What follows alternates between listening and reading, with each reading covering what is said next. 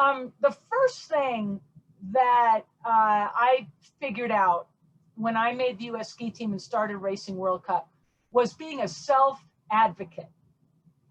And that had to do with really getting to know yourself, know your strengths, know your liabilities, know your motivations and goals, and how to negotiate these. I have a story. I made the US ski team as a downhiller, and I was scared to death of downhill, and I cried. I cried when I made the US ski team as a downhiller.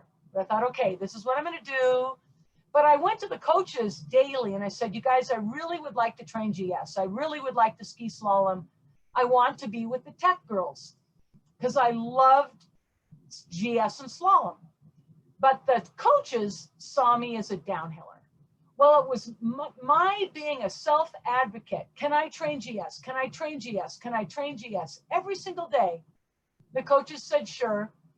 And it just so happened that I won my gold medal in the GS. And I also was a national champion in GS and national junior champion in GS. The best results of my life came in GS.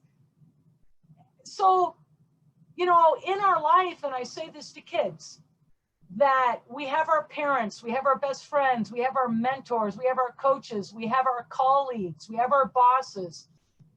All of these people in our lives, they have a vision of who we are, and they have a vision of what we're good at and where we're at our best.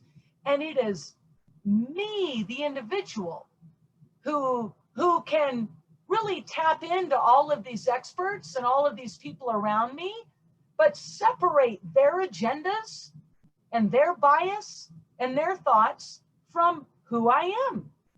Because I know what my ultimate motivation is. I know where my fears are.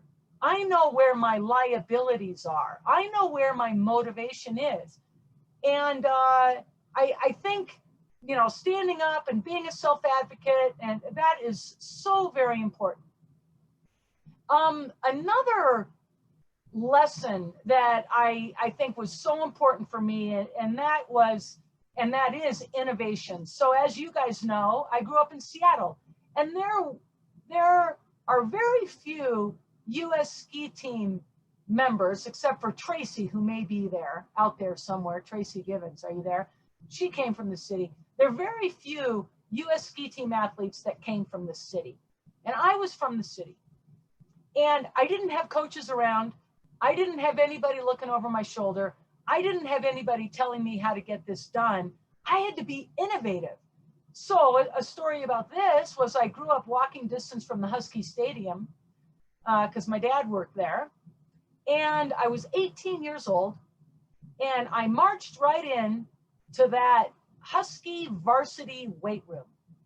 And I had no business thinking that I could go in there, but I walked into that weight room and I found the lead strength conditioning coach. And I said, nice to meet you. I'm Deb Armstrong, and I'm on the US ski team, and I'd like to train here if I could. I'd like the energy to be around the athletes, and I'm a hard worker, and I'm not going to distract from anything. And he let me work out in that weight room.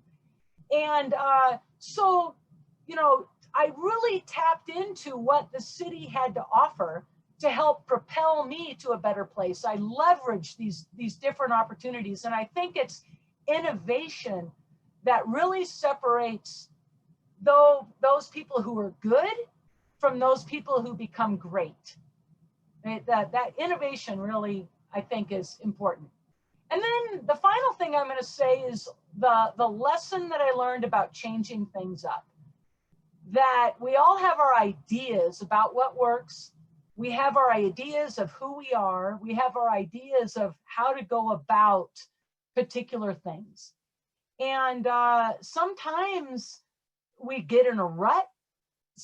And there's times that we just need to be brave and shake it up and go out on a limb. And so here's my example of that. I was racing downhill in France, and my norm was top 15. That's sort of where I was skiing, and I was having trouble at this particular time, this window. I was having trouble breaking top 25, breaking top 30. I was in a bit of a rut. And I thought, okay, what am I going to do about this? And that afternoon, I went out and I played some hockey, and I had never played hockey in my life. And I just mixed up my afternoon. But then the next morning, the morning of the race, this is a high jeopardy time, where as an athlete, you have your mental routine and you have your morning routine. And I got to the start of that race and I completely changed up my routine. I got away from this intensity. I got away from my norm. And I thought, you know what? I'm going to go up there and I'm going to be joyful and I'm going to be psyched. I'm going to be so grateful and I'm going to be so happy. And I am going to stand in that starting gate and just feel different. And that day I got fifth. Like, I completely changed up my routine. I took a chance and I got fifth place. I mean, it was a crazy lesson. So being the self-advocate, innovation, changing things up, for me, those were really important life lessons that I learned through ski racing.